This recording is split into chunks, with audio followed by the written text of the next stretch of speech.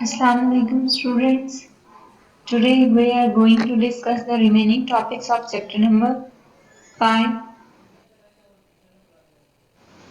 First of all, the topic we are going to discuss is what happens to the glucose.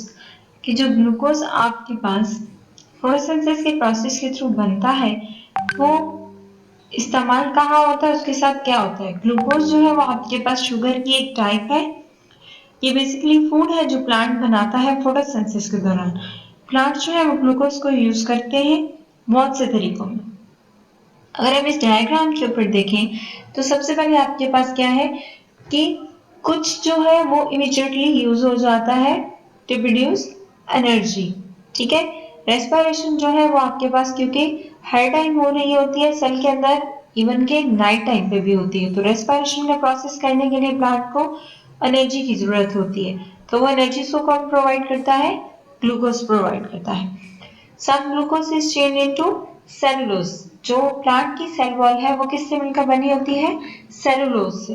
तो cellulose जो है वो strong coat होता है plant cell का, जो कि प्लांट को सपोर्ट करता है। तो कुछ ग्लूकोज जो है वो आपके पास चेंज हो जाता है इनटू सेलुलोज, नई सेल वॉल बनाने के लिए वो कन्वर्ट हो जाता है। ठीक है, some glucose will be changed into starch or oil and stored in the root, stem, seeds and fruit. When it is needed, it change back into the sugar. अब कुछ ग्लूकोज जो है वो प्लांट पौधे के अंदर जो है वो स्टोर कर लिया जाता है स्टार्च की फॉर्म में, ऑयल की फॉर्म में, जो कि स्टोर कर लिया जाता है रूट्स के अंदर, स्टेम्स के अंदर, सीड्स के अंदर और फ्रूट्स के अंदर। और जब जरूरत होती है तो इस स्टार्च को दोबारा से शुगर के अंदर कन्वर्ट कर लिया जाता है। कुछ ग्लूकोज जो है वो आपके पास जो सॉइल के अंदर मिनरल्स हैं उनके साथ मिलता है, जैसे कि नाइट्रोजन है, वो एग्जाम्पल है आपके पास कि वो ज्वाइन अप होती है ग्लूकोज के साथ और क्या बनाती है? प्रोटीन बनाती है। प्लांट्स को ग्रो करने के लिए प्रोटीन की जरूरत होती है।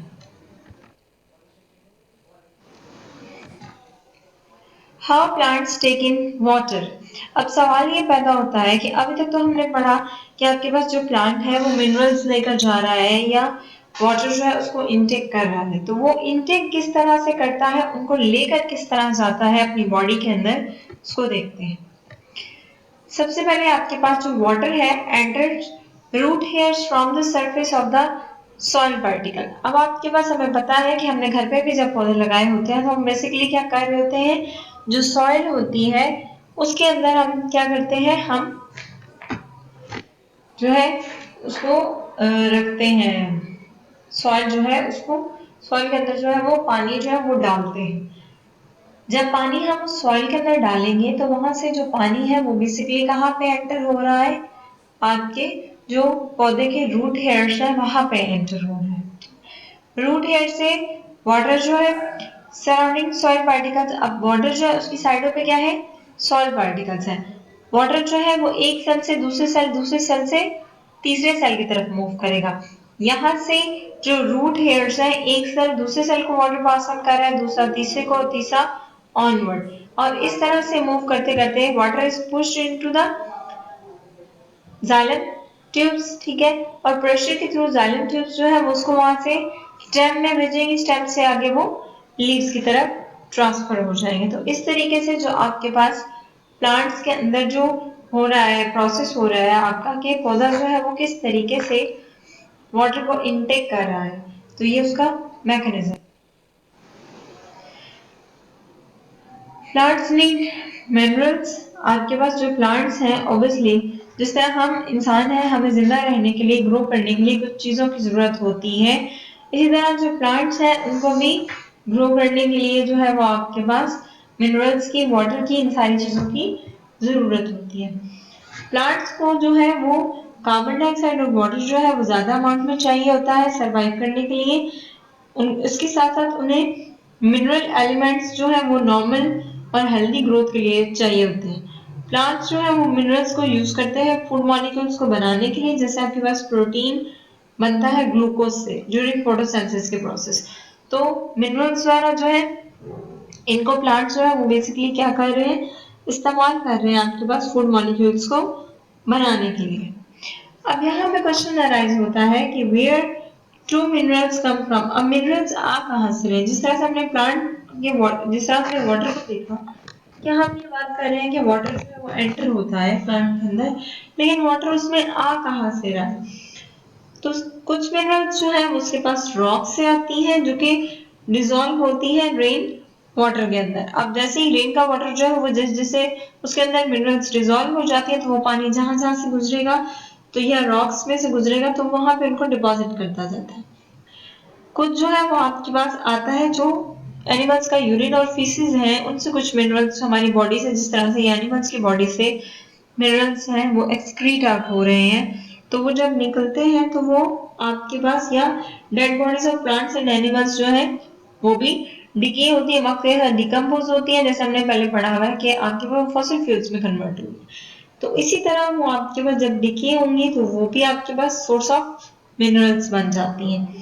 फार्मर्स जो है वो आपके पास आर्टिफिशियल फर्टिलाइजर्स ऐड करते हैं सॉइल के अंदर, जिनके अंदर तमाम तरह के जो मिनरल्स हैं जो एक पौधे को क्रॉप करने के लिए जरूरत होते हैं, वो सारे के सारे जो है वो उस फर्टिलाइजर के अंदर, वो जो खादें डाली जाती हैं बेसिकली उनके अंदर मौजूद होते हैं।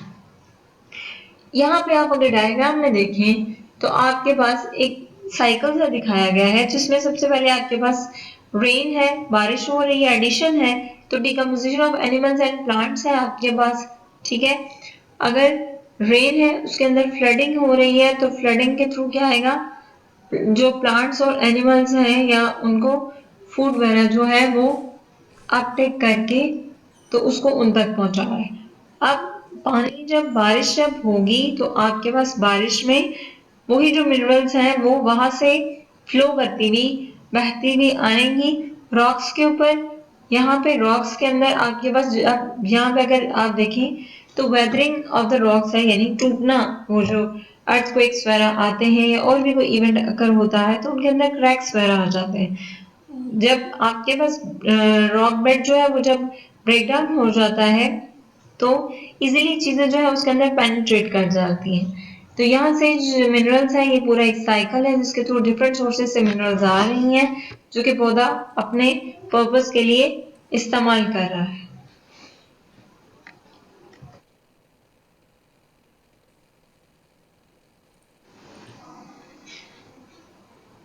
अब क्वेश्चन ये है कि how minerals get into the plant. अब प्लांट के अंदर मिनरल्स कहाँ से आ रही हैं। मिनरल्स एलिमेंट्स जो हैं वो सॉइल से एंटर होती हैं कहाँ पे, रूट्स ऑफ द प्लांट। एक सोल्यूशन के अंदर, किसी भी सोल्यूशन के अंदर जो है वो, जैसे हमने अभी बात की कि फर्टिलाइजर्स ऐड किए जाते हैं और जो खादें वगैरह ऐड की जाती हैं तो वो बेसिकली कहाँ डाली जाती हैं, सॉइल के अंदर, मट्टी के अंदर डाली जाती हैं।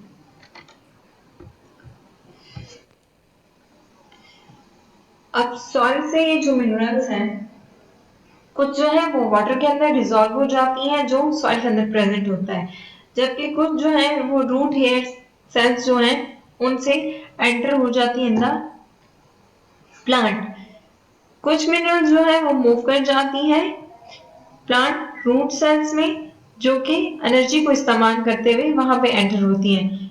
यूजुअली क्या होता है, हमारे पास बहुत कम मिनरल्स जो है वो सॉइल के अंदर होती है then in the plant cell. ठीक है, एनर्जी जो है वो चाहिए होती है मिनरल्स को रूट सेल्स तक पहुंचाने के लिए। यहाँ पे आप अगर देखें डायग्राम के अंदर तो यहाँ पे आपके पास सबसे पहले बाहर मिनरल्स दिखाएंगे और सॉइल पार्टिकल्स दिखाएंगे, वहां से वो पेनिट्रेट कर रहे हैं within the root hair cell. Root hair cell के अंदर वो एंटर होंगे तो वहां से एनर्जी जब उनको लगेगी एक सेल से दूसरे सेल, जैसे पानी की हमने एग्जांपल पढ़ी, अब ये वाटर के अंदर डिजोल्व हुई है मिनरल्स, तो जैसे ही पौधा जो है वो आपके पास जब वाटर को अपने अंदर एब्जॉर्ब करेगा, वाटर एब्जॉर्ब करेगा, तो ये मिनरल्स भी ऑटोमेटिकली उसके साथ जो है वो एब्जॉर्ब होकर पौधे की बॉडी के अंदर, वाटर की, उसके प्लांट की बॉडी के अंदर पहुंच जाएंगे। अब पानी का जो मैकेनिज्म हमने अब तक देखा था उसमें बेसिकली हो क्या रहा था आपके पास कि वो एक सेल से दूसरे सेल, दूसरे सेल से तीसरे सेल में ट्रांसफर आउट हो रहा है। तो लाइकवाइज सेम इसी तरह आपके पास जो मिनरल्स है क्योंकि वो डिजोल्व हुई है वाटर के अंदर, तो यहाँ से वो एक सेल से नेक्स्ट सेल की तरफ मूव करेंगे और रूट हेयर सेल्स में उन्हें मूव करने के लिए एनर्जी चाहिए, जो एनर्जी उन्हें बेसिकली ग्लूकोज प्रोवाइड करेगा। क्वेश्चन आंसर है जी, why are plants important? Plants आपके पास क्यों इंपॉर्टेंट है? Plants are the part of our food chain. अगर देखा जाए तो जितने भी लिविंग ऑर्गेनिज्म है जो कि अपना खाना खुद नहीं बना सकते, वो सब के सब जो है वो बेसिकली प्लांट डिपेंडेंट है, वो प्लांट्स के ऊपर डिपेंड कर रहे हैं। तो प्लांट्स जो है वो बहुत ही इंपॉर्टेंट पार्ट है हमारे फूड चेन का। Where does the energy for photosynthesis come from? Photosynthesis के लिए जो एनर्जी चाहिए होती है वो सन से मिलती है हमें, क्योंकि सन जो है वो आपके पास लाइट एनर्जी प्रोवाइड करती है और हीट एनर्जी प्रोवाइड करती है। बिकॉज ऑफ दैट फोटोसिंथेसिस का प्रोसेस जो है वो पॉसिबल नहीं है। How does the shape of the leaves help them to do their job? Leaves जो है वो अडॉप्टेड होते हैं अपने फंक्शन परफॉर्म करने के लिए। उनके ब्रॉड थिन और जो आपके पास फ्लैट लीव्स है वो ज्यादा सरफेस एरिया प्रोवाइड करते हैं, जिसकी वजह से वो ज्यादा से ज्यादा कार्बन डाइऑक्साइड एब्जॉर्ब करते हैं और ज्यादा से ज्यादा सनलाइट भी एब्जॉर्ब करते हैं। नेक्स्ट है जी आपके पास, explain how the starch test shows that a plant has been photosynthesising.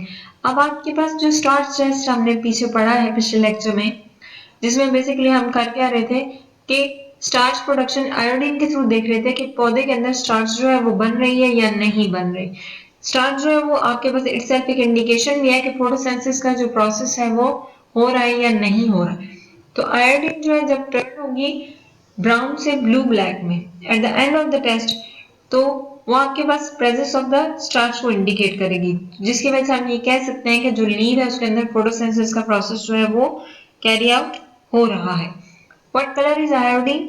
तो आयोडीन का पहले जो कलर हम जब उसको ऐड करते हैं वो ब्राउन होता है, तो जब वो स्टार्च के साथ मिक्स होता है तो वो ब्लू ब्लैक कन्वर्ट हो जाता है। What gas is absorbed by soda lime? Soda lime कौन सी गैस एब्जॉर्ब करता है? सोडा लाइम आपके पास कार्बन डाइऑक्साइड गैस एब्जॉर्ब करता है। यही वजह थी कि जब सोडा लाइम को लगाया गया उसके ऊपर लीफ के ऊपर, तो या उससे कवर किया गया, तो कुछ टाइम को एक दिन के बाद या कुछ आवर्स के बाद जो आपके पास लीफ था वो डेड हो चुका था। उसकी रीजन ये थी कि जो फोटोसिंथेसिस का प्रोसेस है वो वहां पे नहीं हो रहा था, क्योंकि सोडा लाइम जितनी कार्बन डाइऑक्साइड पौधे को चाहिए थी वो सब सोडा लाइम जो वो एब्जॉर्ब कर रहा था। What does a glowing splint do when it is put into the oxygen? ठीक है, तो आप एक ग्लोइंग स्प्लिंट को जब उसमें रखेंगे, ऑक्सीजन में रखेंगे, तो वो आग पकड़ लेगा क्योंकि वो रिएक्टिव है against the oxygen. Why do root hair cells have thin membrane? जो आपके पास रूट हेयर सेल्स होते हैं उनकी मेम्ब्रेन बारीक क्यों होती है? A thin cell membrane make it easy for the water and minerals to pass through. अब जितनी उसकी सेल मेम्ब्रेन थिन होगी वो आपके पास इतना इजीली वाटर और मिनरल्स को अपने अंदर से पास ऑन होने देगा। इसके साथ साथ वो हेल्प करता है सेल्स को कि वो ऑक्सीजन एब्सॉर्ब करें easily from the air in the space between the soil particles. आपके पास सॉइल पार्टिकल्स के दरमियान जो स्पेस है उसमें से इजीली वो ऑक्सीजन को भी एब्सॉर्ब कर लेता है। नेक्स्ट है जी, व्हाट इज ऑस्मोसिस? ऑस्मोसिस होता क्या है? ऑस्मोसिस आपके पास वाटर की मूवमेंट है।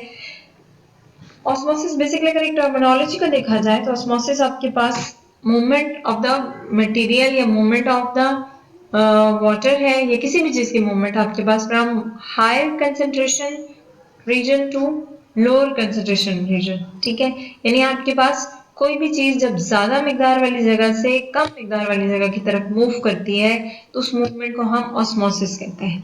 तो osmosis is the movement of the water from a region of high water concentration to a region of low water concentration. तो ये प्लांट के केस में ऑस्मोसिस की जो मूवमेंट है वो बेसिकली आपके पास क्या है कि वाटर की वो वाला एरिया जहाँ पे पानी की कंसेंट्रेशन, पानी की क्वांटिटी अमाउंट ज्यादा है, वाटर वहां से मूव करेगा उस एरिया की तरफ जहां पे वाटर की अमाउंट जो है वो कम है, तो इसको हम ऑस्मोसिस कहते हैं। Explain how water enter root hair cells. अब रूट हेयर सेल्स में वाटर कैसे एंटर होता है? There are more water outside the root hair cells, क्योंकि आपने पौधे को पानी दिया है तो वो सारा का सारा तो एब्जॉर्ब नहीं करता। पौधे को जितना वाटर या मिनरल्स रिक्वायर्ड है वो सिर्फ उतना एब्जॉर्ब करेगा, बाकी को वो सॉइल के अंदर ही रहने देता है। तो वाटर जो एंटर करता है सेल्स में by the process of osmosis. तो क्योंकि मिट्टी के अंदर, सॉइल के अंदर पानी ज्यादा है, पौधे की इटसेल्फ अंदर बॉडी में पानी कम है, तो वहां से पानी जो है वो सॉइल से जो है वो पेनिट्रेट करेगा, एब्जॉर्ब होगा into the root hair cells. Where does the water go? पानी जाता कहाँ है? Water moves from cell to cell by osmosis। हमने पहले डायग्राम में भी देखा है कि रूट हेयर सेल्स के अंदर जो वाटर है वो आपके पास एक सेल से दूसरे सेल्स में जा रहा है, क्योंकि डिफरेंट वाटर कंसंट्रेशन जो है वो उनके दरमियान होती है। हर सेल में वाटर की कंसंट्रेशन एक जैसी नहीं होती। अल्टीमेटली क्या होता है कि वाटर जो है वो आपके पास जाइलम ट्यूब के अंदर एंटर हो जाता है और वहां से उसको पूरे पौधे में पहुंचा दिया जाता है।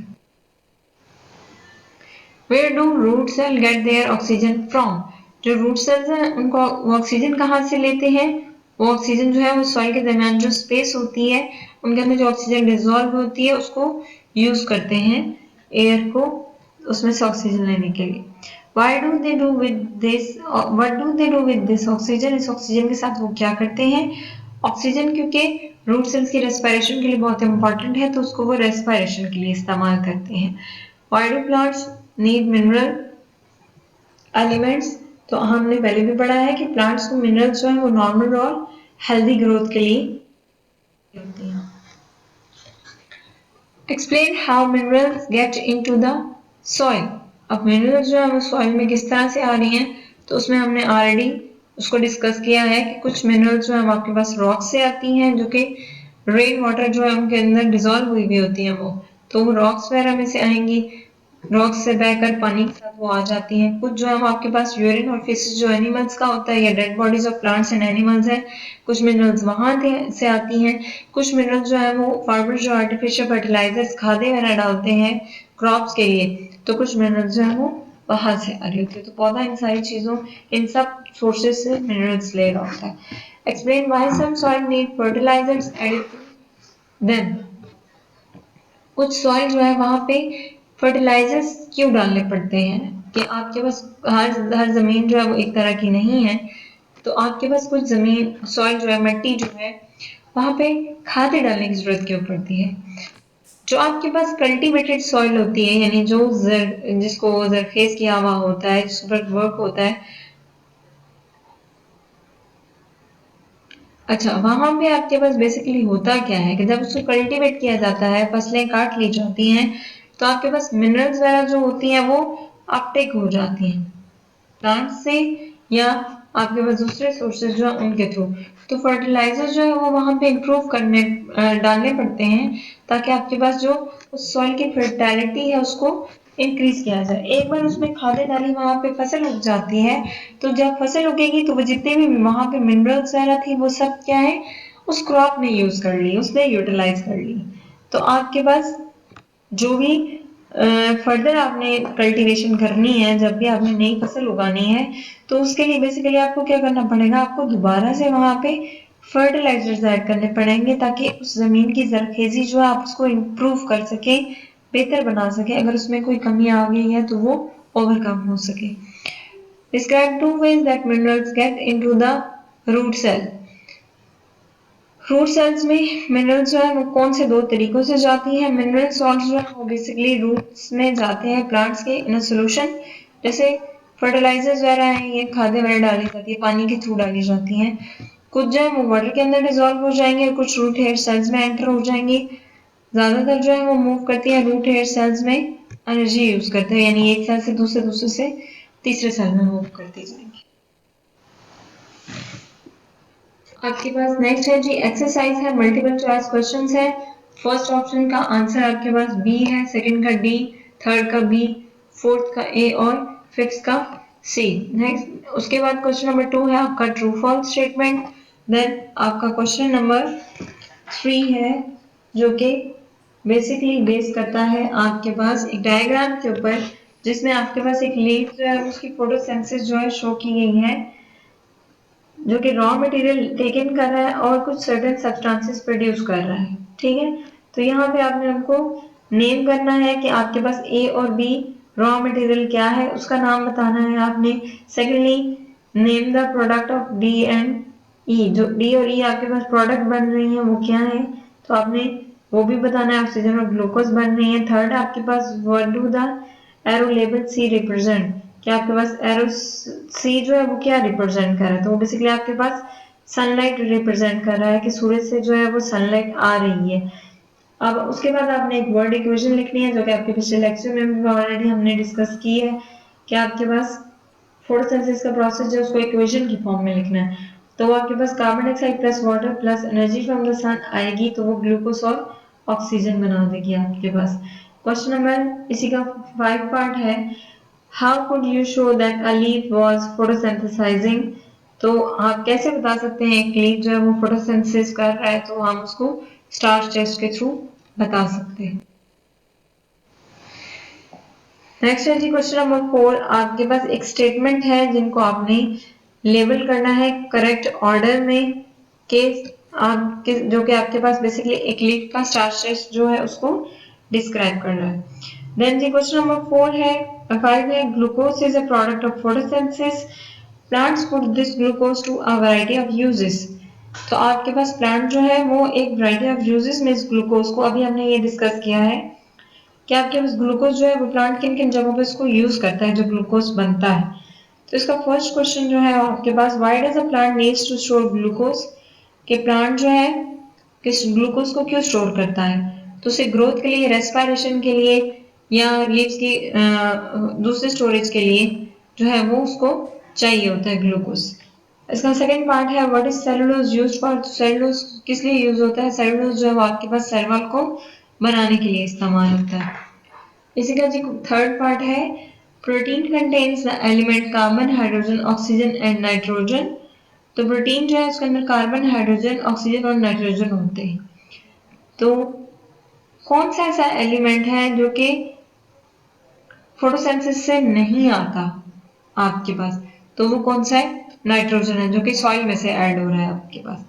Where does a plant get this element from, तो नाइट्रोजन प्लांट कहाँ से ले रहे हैं, नाइट्रोजन नाइट्रोजन सॉइल से ले रहे हैं, सॉइल के अंदर नाइट्रोजन जब वो डिजोल्व होती है आपके पास। क्वेश्चन इसी का फोर्थ पार्ट है, explain why fresh carrots taste sweet. आपके पास जो फ्रेश कैरेट्स होती है वो स्वीट क्यों होती है, क्यों, क्योंकि उनके अंदर शुगर जो है वो स्टोर्ड फॉर्म में पड़ी है। क्वेश्चन नंबर 6 है आपके पास, ये भी आपके पास एक डायग्राम है जिसमें रूट शो किया गया है कि वाटर जो है वो कैसे पास ऑन हो रहा है थ्रू अ प्लांट, के पौधे में पानी कहाँ से जा रहा है और ऊपर तक कैसे पहुंच रहा है। तो इसका फर्स्ट क्वेश्चन है, where does a plant get its water from, obviously from the soil, के पौधा जो है वो अपना पानी जो है वो सॉइल से लेता है। Explain how water get into a plant root, osmosis के थ्रू होता है कि वो मूवमेंट जो है वो आपके पास सॉइल में से रूट हेयर्स के अंदर जा रही है, रूट हेयर्स में वाटर की कंसंट्रेशन कम है, सॉइल के अंदर ज्यादा है, तो ऑस्मोसिस के थ्रू हाई हाई कंसंट्रेशन से लो कंसंट्रेशन की तरफ जाएगा। थर्ड पॉइंट है, how are the roots adapted to get water from the soil. Roots जो है वो कैसे जो है वो एडाप्टेड होती है कि वो सॉइल से पानी एब्जॉर्ब कर सके। तो आपके पास thousands of tiny root hairs होते हैं जो कि जिनकी वॉल्स जो है वो बहुत ही थिन होती है, पतली होती है, जो कि इजीली मिनरल वाटर्स को एब्जॉर्ब कर लेती है अपने अंदर। फोर्थ बात है, how does water travel around a plant. तो आपके पास वाटर जो है प्लांट के अंदर कैसे ट्रेवल करता है, through the xylem tubes. What do plants use water for, plants water को किस लिए इस्तेमाल करते हैं, फोटोसिंथेसिस के लिए और अपने सेल्स को फुली स्ट्रेच रखने के लिए इस्तेमाल करते हैं। And that's all for today, thank you.